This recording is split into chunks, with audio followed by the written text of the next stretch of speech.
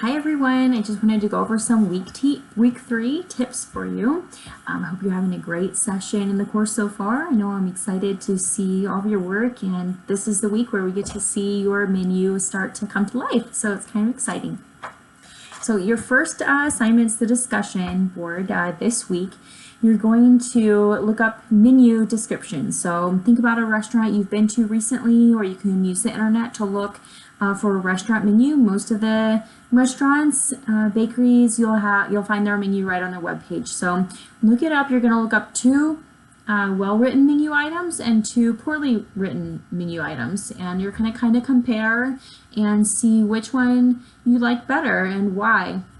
I think you'll find this really informative and interesting to see that you can have the same menu item on two different menus, and one will sound more appealing than another, even though they could be made with the exact same ingredients. Just kind of the wording, using descriptive adjectives, talking about flavors and how it's going to feel in your mouth, and really painting a picture and getting the guest excited to eat your food.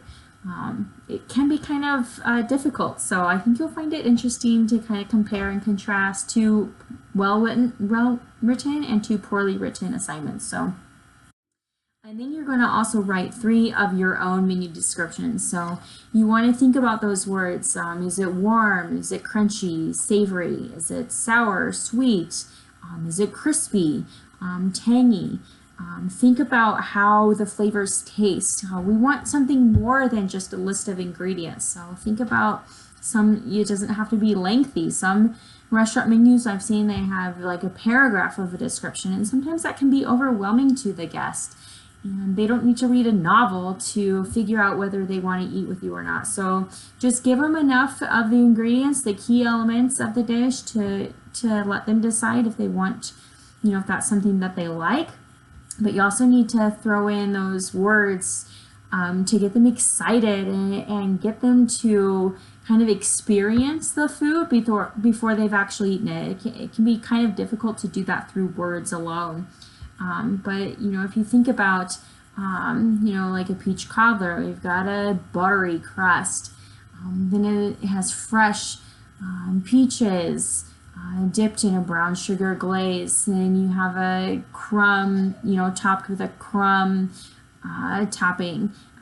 Think about, the words and what you're using. Don't just write a list of ingredients. That might be boring for your guests, and they may want to go somewhere else.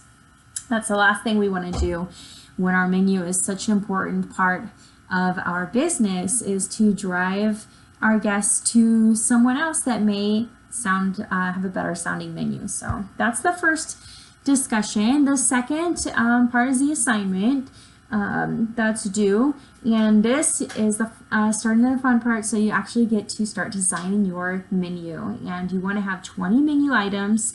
You need to have at least 3 categories and 3 menu items in each category. So you could have more. Obviously, if you have only 3 categories on menu, you're going to have more. So that's just the minimum. You want to think about, categories would be like salads, appetizers, entrees, desserts. Those would kind of be categories, and then you want to have at least 3 in each of those. So whatever your categories are, for 20 menu items total. So, and you want to think about descriptions. For these, they should all have descriptions. Even if you think a guest is familiar with what the food is, you should still have a description. Why is it unique to you? Why should the guest order your chicken fettuccine alfredo instead of down the street? So why do they want to come to you? Make it sound really appealing. You can use a template for your menu design if that's what you're more comfortable with. Some students like to kind of go off on their own and use Word or PowerPoint, Microsoft Publisher.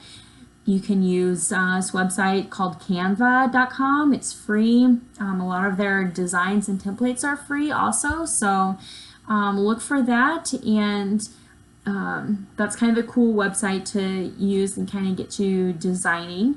But use whatever program you're kind of comfortable with. We want to make it professional though. This should be a menu that you could hand to a guest at a restaurant, ready to go and they can order from. So refrain from using just a list in a Word document. That's not really a menu. Put some color in it. Use different font styles. Put a nice border on it. Use maybe a different background color. It doesn't have to be just white. If you want it white, maybe go with a cream or off-white or gray, and put your lettering in a different color. Whatever, you want it to fit your theme also, but have fun and play around with different colors and fonts. Remember, it should be ready to hand to a guest. Make sure your concept name is on the menu. I'm surprised at how many students actually forget to write the concept name on the menu, and put it big. This should be the biggest font on your menu.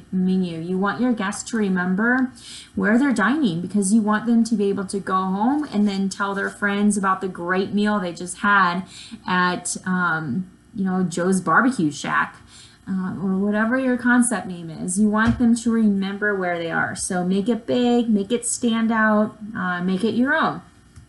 And those are kind of all the tips I have for you. Make sure you're reading the grading rubrics to ensure you're including all of the information, and can't wait to see your menus. Good luck.